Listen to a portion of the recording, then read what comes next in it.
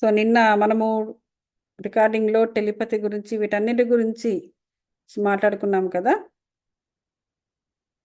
అంటే మనము ఈ పాజిటివ్గా మాట్లాడడం గురించి మనం చెప్పుకున్నాము. ఇప్పుడు కూడా అదే చెప్పుకుంటున్నాం. మీరు దేని గురించి మాట్లాడుతున్నారో దానికి సంబంధించిన పదాలు సృష్టించబడతాయి. అంతే కదా, పాజిటివ్గా మాట్లాడడం నేర్చుకోండి. ఇక్కడ మేనిఫెస్టేషన్ అంటే సృష్టి అనేది అది కేవలము ఒక బిడ్డ పుట్టడం వల్లనో లేకపోతే మనం ఇంకేదో కోరుకుని దాన్ని సృష్టి చేసుకోవడం వల్లనో అదొకటే కాదు. సృష్టి ఎప్పటికప్పుడు ప్రతిసారి కూడా సృష్టి జరుగుతూ ఉంటుంది. ఇప్పుడు ఈ క్షణం నేను మీతో మాట్లాడుతున్నాను. ఈ క్షణం నేను మాట్లాడుతున్నాను అంటే ప్ర- నేను మాట్లాడుతున్న ప్రతి ఒక్క మాట కొత్తగా సృష్టింపబడింది నా నోట్లో నుంచి. రైట్? నేను మాట్లాడుతున్న ప్రతి ఒక్క మాట కూడా, ప్రతి ఒక్క పదము కూడా ఇప్పుడు మాట్లాడుతున్న విషయానికి సంబంధించి కొత్తగా సృష్టి జరిగింది. ఆ పదము ఎప్పుడో నిన్నటి నిన్నెప్పుడో నేను ఈ పదాలని సృష్టించుకొని ఎక్కడ స్టోర్ చేసుకుని పెట్టలేదు. ఇప్పటికిప్పుడే నేను ఈ పదాలను సృష్టిస్తున్నాను. ఇప్పటికిప్పుడే నా నోట్లో నుంచి ఈ పదాలు అనేవి సృష్టి జరుగుతున్నాయి. ఇప్పుడు నేను మీతో మాట్లాడుతున్న ఈ విషయాలకి. అంతే తప్ప ఈ పదాలను ఆల్రెడీ ఎప్పుడో సృష్టి చేసుకుని ఏ బీరువాలోనో దాచిపెట్టుకుని అది తీసి ఇప్పుడు నేను మాట్లాడటంలా. అంటే సృష్టి అనేది ఎప్పటికప్పుడు ప్రతి క్షణము కూడా మనకి జరుగుతూనే ఉంటుంది.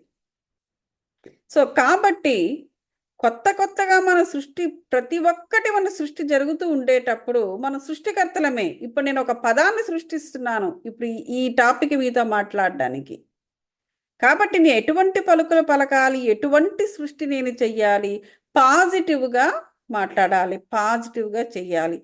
అలాగే ఏ ఇతర మనుషులతోనైనా కూడా, వేరే ఇతర మామూలు విషయాలు కూడా, బాగున్నారా, ఎలా ఉన్నారు, మా ఇంటికి వచ్చారు, ఇంటి రాలేదు అని వారిని కుశల ప్రశ్నలు వేయడానికి కూడా మనము అప్పటికప్పుడే పదాలని సృష్టిస్తూ ఉంటాము. కాబట్టి ఆ పదం అనేది ఎంత బాగుండాలి అంటే తీయగా ఉండాలి, పాజిటివ్గా ఉండాలి, నెగిటివ్గా ఉండకూడదు. సో ఇప్పుడు ఏం చెప్తున్నారు, మీరు మాట్లాడుతున్నప్పుడు వీలైనంత ప్రేమగా సమతాస్థితిలోనే ఉండండి. మీరు మాట్లాడుతున్నప్పుడు శాంతియుతమైన సమతాస్థితిలోనున్న తరంగాలను పంపిస్తున్నారని ఊహించండి. అది మనము ఎలాంటి మాటలు మాట్లాడాలి అంటే మనము సమతాస్థితిలో ఉంటూ శాంతియుతమైన తరంగాలను మనము పంపిస్తున్నాము ఎదుటివారిలో ఏముంది? ఆత్మ ఉంది. కాబట్టి మనము అటువంటి తరంగాల్ని, శాంతియుతమైన తరంగాల్ని మనం సృష్టిస్తూ ఎదుటివారితో మనం మాట్లాడుతున్నాము. మీరు చెప్పేదానికి వినేవారు ఎలా రెస్పాండ్ అవుతున్నారో మనం చూసుకోవాలి. అవతల వాళ్లకు అంటే ఇక్కడ ఏం చెప్తున్నారు, మనం మాట్లాడుతుంటే వాళ్ళు నిరోధిస్తున్నట్లయితే మాట్లాడవద్దు అని క్లియర్గా చెప్పేశారు. ఎందుకంటే అనవసరంగా సృష్టి జరపద్దు పదాలని. ఎందుకంటే ప్రతి పదంలో కూడా కొత్త సృష్టి, దానికి ఒక శక్తి ఉంటుంది. అవతల వాడు మాట వింటం లేదనుకో, నిన్ను నెగ్లెక్ట్ చేస్తున్నారు. వాడికి ఇష్టమైన 2-3 ఫ్రెండ్స్ దొరికారు. అంతవరకు నీతో మాట్లాడుతున్న వ్యక్తులు వారి అవసరం కోసమో లేకపోతే ఎవరు లేక, వాళ్ళకి తాలూకా మనుషులు ఎవరు లేక మీతో మాట్లాడుతూ ఉండడమో చేశారనుకోండి. ఇలా చాలామంది ఉంటారు. చాలా అందరినీ కలుపుకోలేరు వాళ్ళు. అంటే వాళ్ళకి ఆ శక్తి ఉండదు. అది కూడా ఒక ఎనర్జీ. ప్రతి వాళ్ళని కూడా అందరినీ కలుపుకుంటూ మాట్లాడడం అనేది అందరూ చేయలేరు. ఎందుకంటే ఆ ఎనర్జీ అందరికీ ఉండదు. కాబట్టి వాళ్ళు bit by bit, portion by portion యువతలో ఒక వ్యక్తితో మాట్లాడుతుంటే అవతల మరొక వ్యక్తిని వాళ్ళు నెగ్లెక్ట్ చేస్తూ ఉంటారు.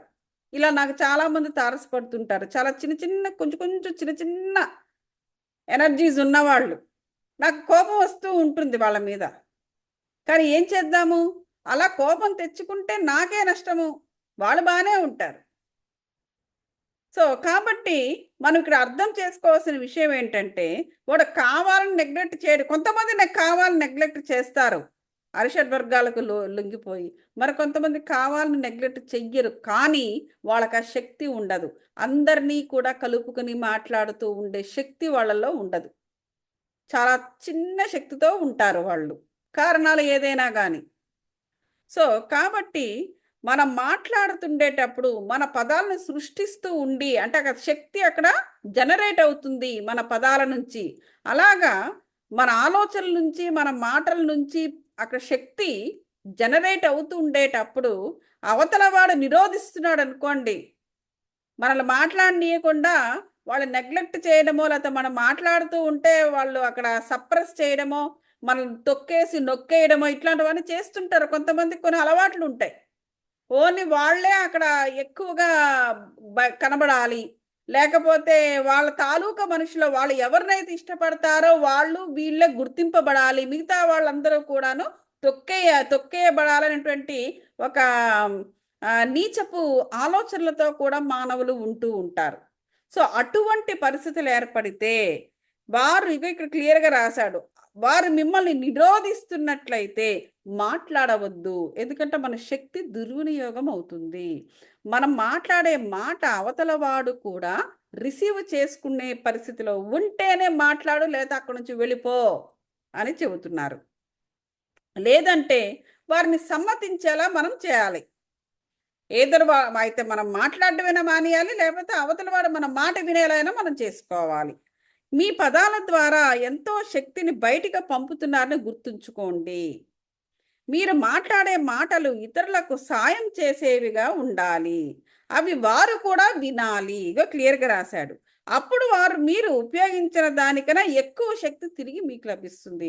అవతల వాడు వినకుండా ఇలా నెగ్లెక్ట్ చేస్తే మన శక్తి దుర్వినియోగపడుతుంది. అలా కాకుండా మనం చెప్పిన పలుకులు అవతల వాడు విని మనతో పాటు వాడు అనుసంధానం అయితే శక్తి పెరుగుతుంది, లేదా శక్తి దుర్వినియోగపడుతుంది. ఇలాగ మన జనరల్గా మన శక్తిని, మన టైంని, మన యొక్క ఎనర్జీని దుర్వినియోగపరిచే మనుషులే ఎక్కువ మంది ఉంటారు. అటువంటప్పుడు మాట్లాడవద్దు అని క్లియర్గా చెప్పారు.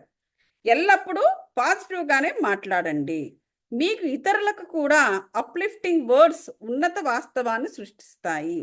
ఉదాహరణకు, మీలో చాలామంది మీ భాగస్వామి ఇంట్లోపలికి రాగానే ఆ రోజు జరిగిన విషయాలన్నిటిని ఏకరువు పెడతారు.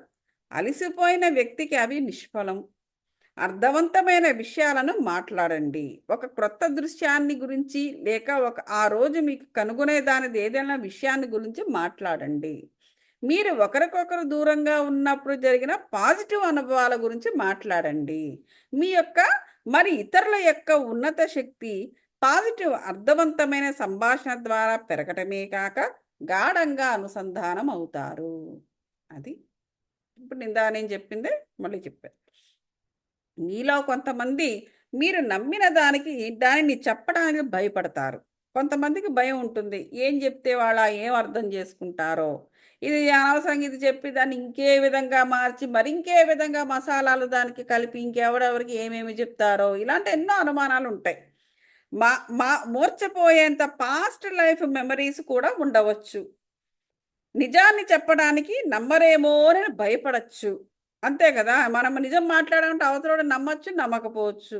ఇలాంటి భయాలతో ఉంటాము. కొంతమంది నిజం చెబితే తమతో ఇక ప్రేమగా ఉండరేమో అని కూడా భయం ఉండొచ్చు. ఇష్టం లేని పనులనే చేస్తూ ఉండొచ్చు. మీరు ఉన్నది ఉన్నట్లుగా చెబితే అప్పటి వరకు మూయబడిన మీ శక్తి కోపం రూపంలో, లేక కన్నీళ్ళ రూపంలో విడుదలవుతుంది. చూసారా? సో ఇట్లాగ రకరకాల భయాలతో నిజాలు మాట్లాడు మానవుడు. ఎందుకంటే ప్రపంచం బాగాలేదు కదా, నిజం మాట్లాడితే దాని నిజాన్ని నిజంగా తీసుకుంటారో లేదో, దానికి ఏం మసాలాలు దానికి కలిపి ఇంకోలా ఏం ఇలాంటివి ఎన్నో భయాలు ఉంటూ ఉంటాయి. కానీ ఇక్కడ ఏం చెప్తున్నారంటే, మీరు ఉన్నతి ఉన్నట్లుగా చెబితే అప్పటి వరకు ముయ్యబడిన మీ శక్తి ఏ కన్నీళ్ళ రూపంలోనో ఏదో ఒక రూపంలో బయటపడి విడుదలవుతుంది అని చెప్తున్నారు. ఉన్నది ఉన్నట్లుగా ఏది సంకోచించద్దు. అవతోడికి నచ్చినా నచ్చకపోయినా ఉన్నది ఉన్నట్టుగా మాట్లాడమని చెప్తున్నారు.